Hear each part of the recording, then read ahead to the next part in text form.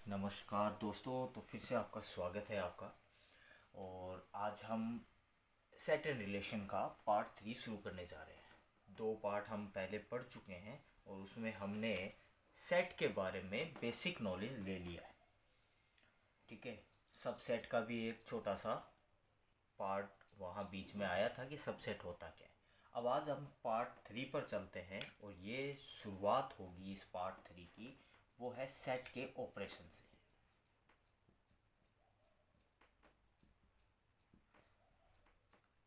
Operation से एक बात ध्यान में आई कि जब मैं पहली बार 11वीं क्लास में आया तो टीचर ने, हिंदी मीडियम के स्टूडेंट्स हैं, तो टीचर ने जाते ही पूछा कि मैथ के ऑपरेशंस कौन कौन से होते हैं।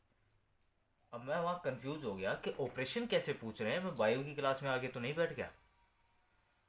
तो उन्होंने बताया कि ऑपरेशन यहाँ पर किन्हें कहते हैं, संक्रियाएं हिंदी में अर्थ होता है, लेकिन दोनों से ही मुझे समझ नहीं आ रहा था, ऑपरेशन या संक्रियाएं। तो गणित में 4 संक्रियाएं होती है, प्लस माइनस गुणा और भाग। इन्हें अपने पढ़ते आ रहे हैं, शुरू से पढ़ते हैं, बट हमें ये नहीं पता कि इनको हम कहते क्या है, तो ये ऑपरेशंस कहलाते हैं। इसी प्रकार की क्रियाएं, कुछ क्रियाएं इस सेट में भी लागू होती है और उन संक्रियाओं के बारे में, उन ऑपरेशंस के बारे में आज हम पढ़ेंगे। तो पहला टॉपिक है हमारा यूनियन ऑफ सेट्स।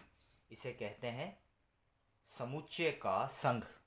ठीक है, समुच्चय का संघ, या कई जगहों पर सम्मिलन लिखा भी आता है, किसी भी नाम से हो, मतलब एक ही है, यूनियन ऑफ सेट्स। ठीक है, सबसे पहले इसकी बात कर लेते हैं कि इसका साइन क्या है, वो यू है। ठीक है, एक थोड़ा सा कर्व लिए हुआ होता है अच्छा खासा, तो ये यू का साइन होता है, तो इसे यूनियन ऑफ सेट का साइन कह सकते हैं अपने। अब होता क्या है इसके अंतर्गत, क्या होता है कि अच्छा, एक मैं है ना आपको वेन आरेख और यहाँ पर मैं डायरेक्ट ही बता देता हूँ। वेन डायग्राम के बारे में भी अपने यहाँ साथ के साथ ही बात कर लेते हैं। वेन डायग्राम्स किसको कहते हैं, जैसे एक आपको एक सर्कल दे दिया, ठीक है, और इस सर्कल को आप एक सेट मान लेना, और मैं नाम दे देता हूँ इसको ए सेट है, और इसमें कुछ अवयव है, कुछ एलिमेंट्स है, लाइक यहाँ पर मैं कुछ गिनती के शब्द लिख देता हूँ, जैसे 1 2 3 4 5। एक और सर्कल की बात करता हूं मैं, यहां पर मैं साइड में बना रहा हूं, फिर मैं आपको इसको ज्वाइन करके बताऊंगा। एक और सर्कल है जिसमें कुछ एलिमेंट्स है, लाइक इसमें 1 3 5 और 7। ठीक है, ये कुछ एलिमेंट है, इसका नाम अपने अपने देते हैं, बी सेट है ये।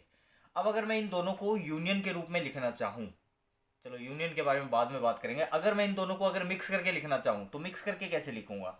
ये ए सर्कल है और ये बी सर्कल है, इसके बारे में हल्का फुल्का आपने शायद पढ़ा हो या आपको नॉलेज हो, किसी बड़े के कोई एग्जाम में देखा हो, इस तरीके की क्वेश्चंस आते रहते हैं। तो आप देखेंगे कि देखो 2 और 4, ये ए में तो है बट बी में नहीं है। ठीक है, यहाँ ए है, यहाँ बी है। ठीक है, यहाँ पर आपको दिखाई दे रहा है कि 2 है और 4 है, ये ए में तो है बट बी में नहीं है, तो मैंने इस सर्कल के अंदर रखा। बी में हम देखते हैं कि ऐसा कौन सा अवयव है जो ए में नहीं है, तो वहां देखेंगे 1 3 और 5 तीनों इसके अंदर मौजूद है, बट 7 नहीं है, तो 7 को मैंने यहां लिख दिया। अब जो कॉमन है वो यहां बीच में लिख दिया जाता है, तो ये हो गया 1 3 एंड 5। ठीक है, 1 3 और 5 ये इसके कॉमन एलिमेंट्स थे। थोड़ा सा ढंग से,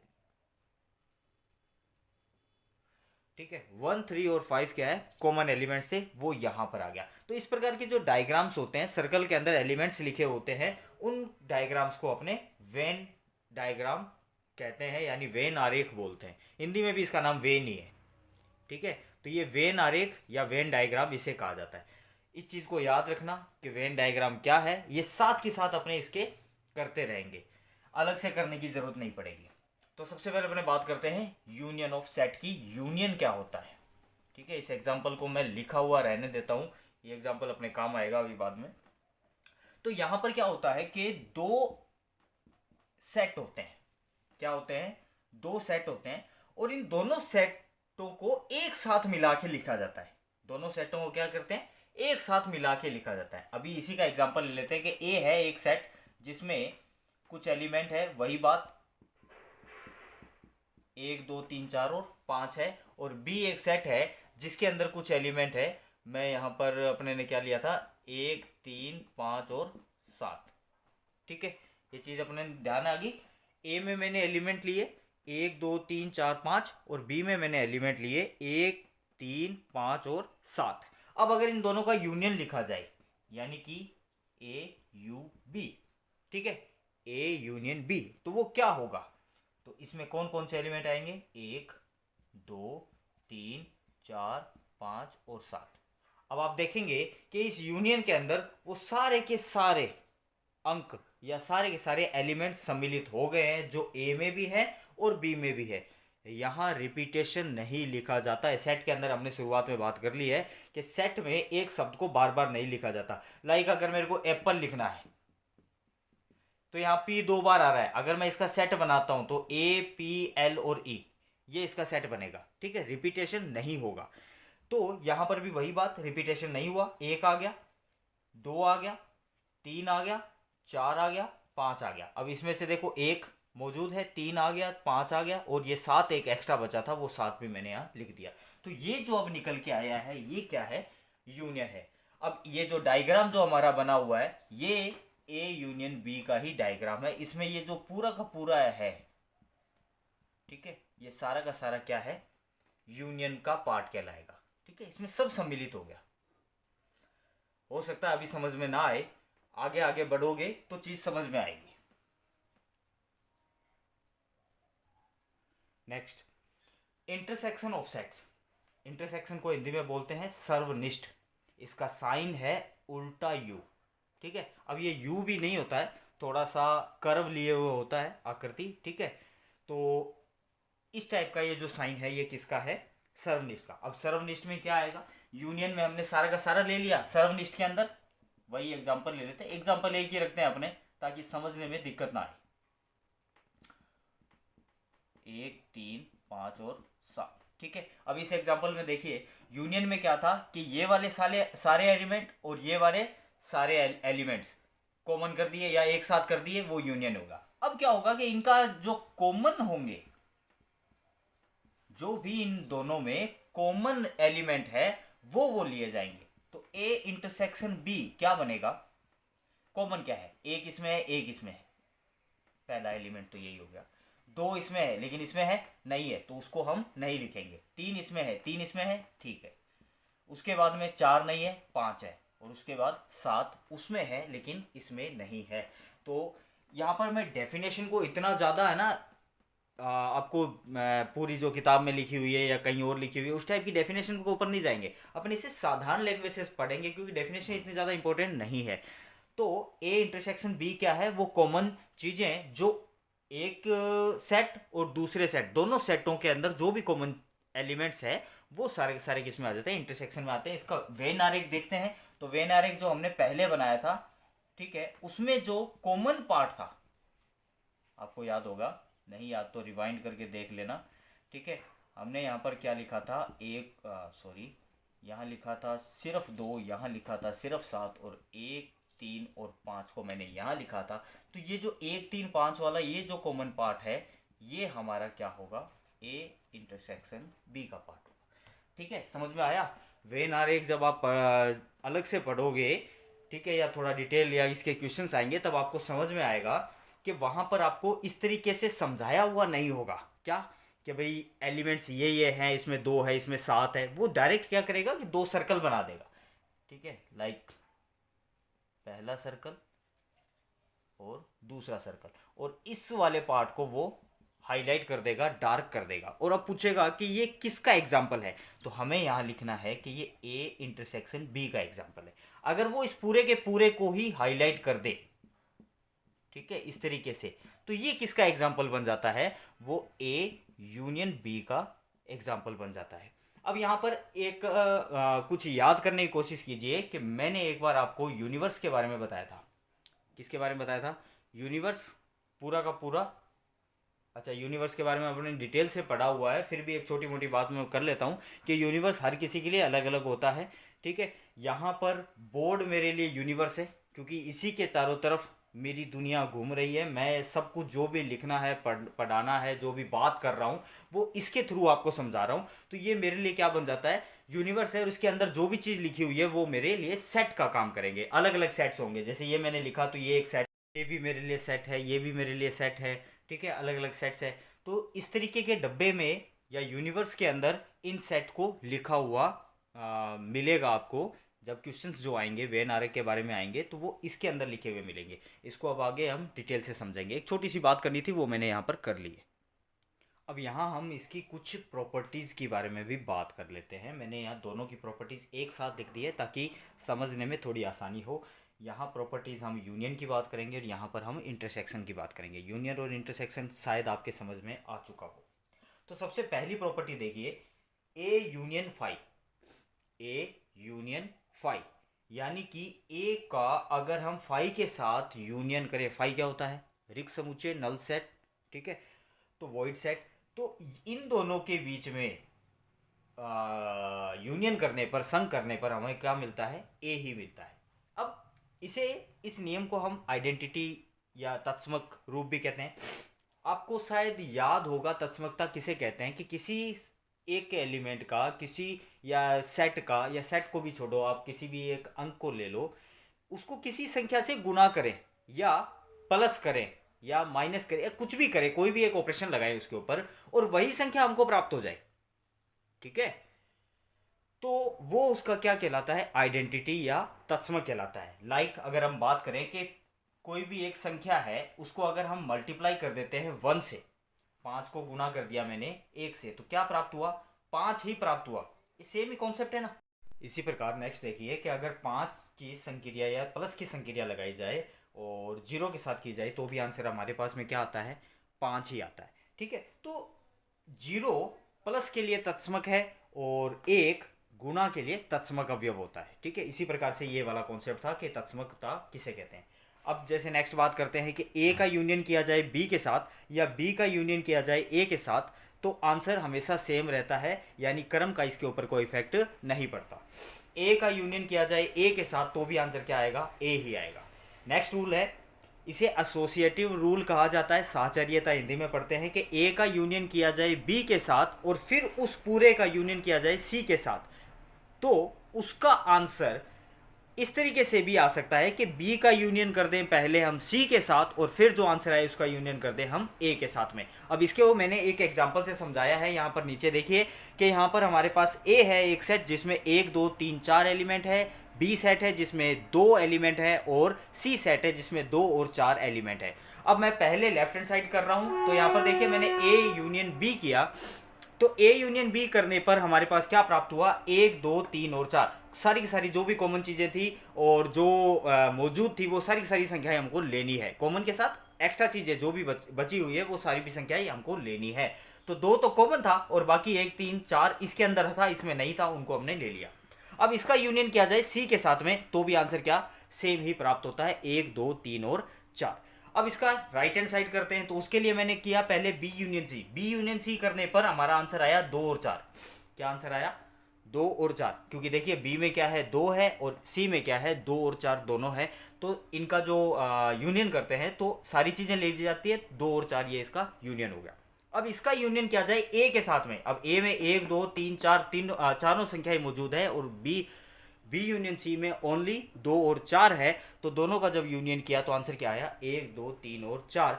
तो दोनों के आंसर में कोई डिफरेंस नहीं है। इस रूल को पढ़ा जाता है साहचर्य नियम या एसोसिएटिव लॉ। इसके बाद लास्ट इसकी प्रॉपर्टी है, वो है अगर यूनिवर्स का यूनियन ए के साथ किया जाए। यूनिवर्स का यूनियन, मैंने यूनिवर्स के बारे में बीच में अभी बात की थी कि अगर हम एक डब्बा, एक यूनिवर्स ले लिया जाए और उसका हम ए की बात कर लेते हैं कि ए में 1 और 2 है और यूनिवर्स में 1 से लेकर 10 तक की सारी गिनती है, तो इन दोनों का अगर यूनियन निकाला जाएगा तो वो यूनियन क्या आएगा? 1 से 10 तक की गिनती, यानी कि यू ही आएगा, यूनिवर्स आएगा। ओके, यहाँ तक की प्रॉपर्टीज शायद समझ में आ गई हो, इतनी ज़्यादा टफ नहीं है, 1-2 बार इसको रिपीट करोगे तो आपके समझ में आ जाएगी। अब इंटरसेक्शन की थोड़ी प्रॉपर्टीज पढ़ लेते हैं। तो सबसे पहली प्रॉपर्टी है, ए का इंटरसेक्शन अगर फाई के साथ किया जाए तो फाई ही आता है। इंटरसेक्शन का सिंपल सा मीन है, सर्वनिष्ठ का मीन है कॉमन चीजें। उन दोनों में कॉमन क्या है? तो ए और फाई में कॉमन क्या है? सिर्फ फाई, रिक्त समुच्चय। अगर बात की जाए यूनिवर्स की, यूनिवर्स और ए में कॉमन क्या है? तो वो सिर्फ ए होगा। यूनिवर्स और ए में कॉमन क्या है, तो वो सिर्फ क्या होगा, ए होगा। ए इंटरसेक्शन बी करें या बी इंटरसेक्शन ए करें, दोनों का मतलब सेम ही है, ठीक है। ए इंटरसेक्शन ए, तो ए और ए दोनों में कॉमन ए ही होगा, तो आंसर क्या आ गया, ए आ गया। अब बात करते हैं साहचर्य नियम की। तो ए का इंटरसेक्शन पहले कर देते हैं हम बी से, और फिर उसका पूरे का इंटरसेक्शन कर दिया जाए सी से, या इसका विपरीत ऑपोजिट, बी का इंटरसेक्शन कर दें पहले सी से और उसके बाद उस पूरे का कर दिया जाए ए के साथ इंटरसेक्शन। तो ये जो रूल है ये कहलाता है साहचर्य नियम या एसोसिएटिव लॉ, ठीक है। यहाँ तक चीज़ें समझ में आ गई होगी, प्रॉपर्टी समझ में आ गई होगी, और अगर नहीं समझ में आई है तो इसे एक बार नहीं, दो बार नहीं, 3 बार इसको प्रैक्टिस कर लेना कि ये चीज़ें क्या है, आगे बड़ी दिक्कत आएगी वरना। मैंने अभी तक किसी को भी सब्सक्राइब करने के लिए, शेयर करने के लिए किसी को भी नहीं कहा, और आगे भी शायद ही कहूँगा मैं, ठीक है।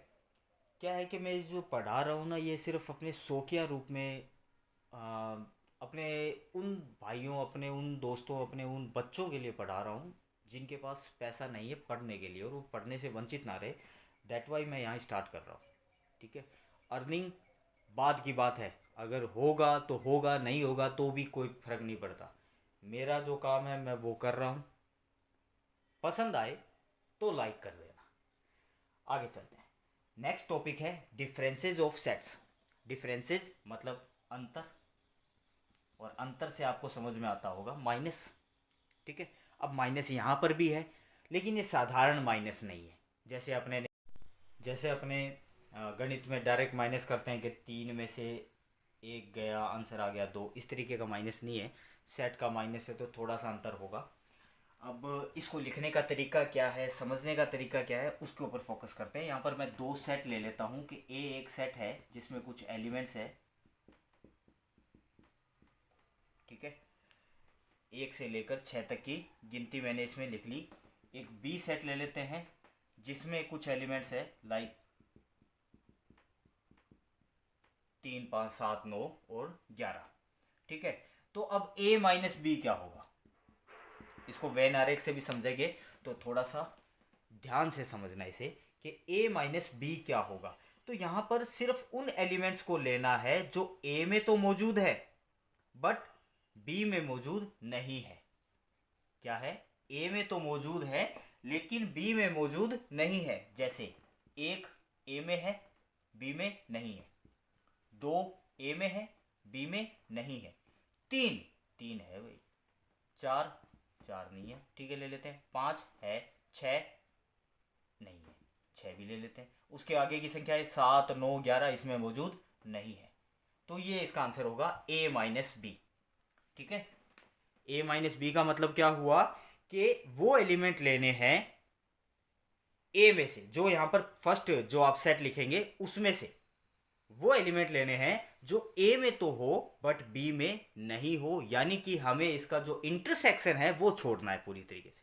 क्या करना है, इंटरसेक्शन है वो छोड़ना है, और उसके अलावा जो b में मौजूद है वो भी हमें छोड़ना है। अब इसका वेन आरेख क्या बनेगा, तो गौर से देखिए। एक मैं यहाँ पर यूनिवर्स ले लेता हूँ, इस यूनिवर्स के अंदर ये a हो गया और ये हो गया b, ठीक है। मैं संख्याएं नहीं लिख रहा हूँ, डायरेक्ट समझा रहा हूँ आपको कि इसका जो वेन आरेख है वो कैसे बनता है। तो अब a माइनस बी क्या होगा, अभी देखिए यहाँ पर कौन कौन सी संख्याएं आएगी, यहाँ पर आएगी कॉमन संख्याएं। कॉमन कौन कौन सी है, 3, 5, 3 और 5, वो हमें नहीं लेनी, देखिए इसमें नहीं है। यहाँ पर क्या आएगी, बाकी बची हुई a के सारे एलिमेंट्स, 1, 2, 4 और 6, 3 और 5 तो यहाँ आ गए, 1, 2, 4, 6 यहाँ आएंगे। तो इसका मतलब ये वाला जो पार्ट है जो मैं अभी हाईलाइट कर रहा हूँ, गौर से देखना इसे, ये पार्ट क्या बन गया, a माइनस बी का। यहां समझ में आया क्या कि सिर्फ इतना इतना पार्ट जो है वो हमारा क्या बना है, a माइनस बी। ये हमारा कॉमन पार्ट कौन सा था, इंटरसेक्शन वाला, उसे हमने छोड़ दिया, और b का जो पार्ट था वो भी हमने छोड़ दिया। अब अगर बात करें ये वाला पार्ट क्या बनेगा, तो ये बनेगा b माइनस ए। ये क्या बनेगा, b माइनस ए। इसी एग्जाम्पल को लेते हुए हम b माइनस ए को भी समझने का प्रयास करते हैं।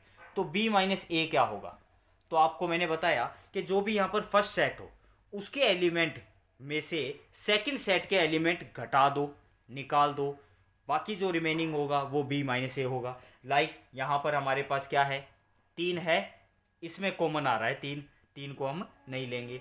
5 है, इसमें कॉमन आ रहा है 5, उसको भी नहीं लेंगे। बाकी जो बचा हुआ है वो ले लो, 7 9 11, ये हमारा आंसर है।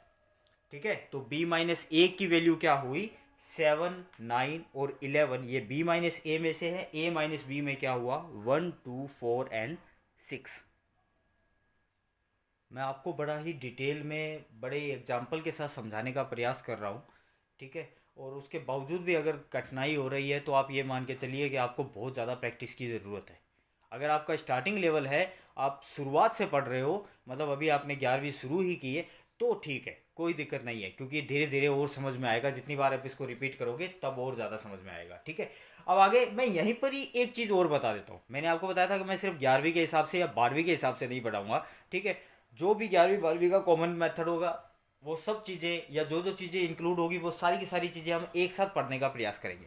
ठीक, तो नेक्स्ट टॉपिक है हमारा सम्मित अंतर। इसी के साथ ही समझाने का प्रयास कर रहा हूँ क्योंकि ये इसी से रिलेटेड है। 11वीं क्लास की बुक में ये नहीं है, आगे की क्लासों में ये आगे काम आएगा। ठीक है, तो सिमेट्रिक डिफरेंस या सम्मित अंतर किसे कहा जाता है। सबसे पहले तो इसे लिखते कैसे हैं वो समझ लीजिए। एक ट्राइंगल बनाया जाता है और बी लिखा जाता है, तो ए ट्राइंगल बी। ठीक है, इसे इस प्रकार से पढ़ा जाता है। तो ए ट्राइंगल बी या ए सिमेट्रिक बी इसे हम पढ़ते हैं। इसका मतलब क्या है, वो है ए माइनस बी, उसका अगर यूनियन कर दिया जाए बी माइनस ए के साथ, ए माइनस बी का यूनियन कर दिया जाए बी माइनस ए के साथ, तो जो रिजल्ट निकल के आएगा उसे सम्मित अंतर या सिमेट्रिक डिफरेंस पढ़ा जाएगा। अब इसको हम समझने का प्रयास करते हैं। ए क्या है हमारे पास में, 1 2 4 और 6। ठीक है, यहाँ पर देखिए ए क्या है, सॉरी ए माइनस बी, गलती होगी, ए माइनस बी। ए माइनस बी है 1 2 4 और 6, और बी माइनस ए क्या है, 7 9 11। दिखाई दे रहा है आपको, ए माइनस बी है 1 2 4 6 और बी माइनस ए क्या है 7 9 11। और अगर इसका मैं यूनियन करूं, इसका क्या करना है, हमें यूनियन करना है, तो आंसर क्या निकल के आएगा, A symmetric B is equal to, union करना है हमें, तो 1 2 4 6 7 9 11, ये इसका रिजल्ट निकल के आया। ठीक है, अब आप इसको समझने का प्रयास कीजिए। ए में कौन कौन से एलिमेंट थे, 1 2 3 4 5 6। 1 2 3 नहीं आया, 5 नहीं आया। कौन सा नहीं आया, 3 और 5। मैं यहाँ पर लिख देता हूँ। ठीक है, इसको गौर करना। यहाँ पर क्या था, 3 5 7 9 11, 7 9 11 तो आ गया, 3 और 5 नहीं आया। इसका मतलब क्या है, ए और बी में से कॉमन कॉमन जो पार्ट था, मैं अगर इसको इसमें आपको समझाऊं तो कॉमन पार्ट कौन सा था, ये वाला। ठीक है, हाईलाइट नहीं करूंगा क्योंकि ये फिर एक रफ वाला काम हो जाएगा, बड़ा ही मैसी सा काम हो जाएगा। इसको हाईलाइट नहीं करता, इसको जैसे ये जो ब्लैंक एरिया आपको दिखाई दे रहा है, इस तरीके से इस पार्ट के अंदर ये जो पार्ट है उस पार्ट को हमने छोड़ दिया, और बाकी जो रिमेनिंग पार्ट है वो सारा का सारा हमने ले लिया। वो हमारा क्या कहलाता है, सिमेट्रिक डिफरेंस या सम्मित अंतर। समझ में आ गई बात। अब इसे लिखने का एक और तरीका भी हो सकता है, वो और साथ में अपने बात कर लेते हैं कि अगर ए यूनियन बी में से ए इंटरसेक्शन बी को घटा दिया जाए तो भी सेम ही रिजल्ट आता है। ठीक है, ए यूनियन बी में से ए इंटरसेक्शन बी को घटा दिया जाए तो भी सेम रिजल्ट आएगा। एग्जाम्पल इसी को ले लेते हैं और इसी से समझने का प्रयास करते हैं। थोड़ा सा ये मैसी सा हो गया, इसे हम थोड़ा साफ कर लेते हैं। ठीक है, अब ए यूनियन बी क्या होगा, तो वो कॉमन चीज़ें सारी की सारी, 1 2 3 4 5 7, सॉरी 5 6 7 9 11, ये ए यूनियन बी हो गया। देखो 1 2 3 4 5 6 सारा का सारा आ गया, और 3 5 7 9 11 ये सारी की सारी आ गई। ए इंटरसेक्शन बी क्या होगा, तो आप देखेंगे कि वो है 3 और 5, कॉमन तो इतना ही है ना, तो वो इंटरसेक्शन होगा। अब इसमें से इसको घटाना है, तो मैंने बताया था कि ये वाला जो एलिमेंट है इसके सारे वर्ड्स रहेंगे, लेकिन इस वाली जो कॉमन चीज़ है वो निकल जाएगी। तो आंसर क्या आएगा, मैं A symmetric B is equal to 1 2 4 6 7 9 and 11। ठीक है, क्या ये और वो ऊपर वाला जो लिखा हुआ है सेम चीज़ है या नहीं है। ठीक है, आप देखेंगे सेम ही है, तो ए सिमेट्रिक बी को दो तरीके से लिखा जा सकता है, या तो A minus B union B minus A, या A union B minus A intersection B. चलिए, वीडियो कुछ ज़्यादा ही लंबी हो जाती है, कुछ बातें बीच बीच में हो जाती है उसके कारण, तो आज का ये लास्ट टॉपिक कर लेते हैं अपने, कॉम्प्लीमेंट ऑफ ए सेट, पूरक किसी समुच्चय का पूरक। पूरक किसे कहते हैं, इसे डायरेक्ट ही समझाने का प्रयास करता हूँ मैं आपको एक डायग्राम से, एक वेन आरेख से। ठीक है, ये एक यूनिवर्स है, मैंने आपको बताया है यूनिवर्स क्या होता है। इस यूनिवर्स के अंदर एक ये सेट है, इस सेट के एलिमेंट को छोड़कर बाकी जो भी यूनिवर्स का पार्ट है,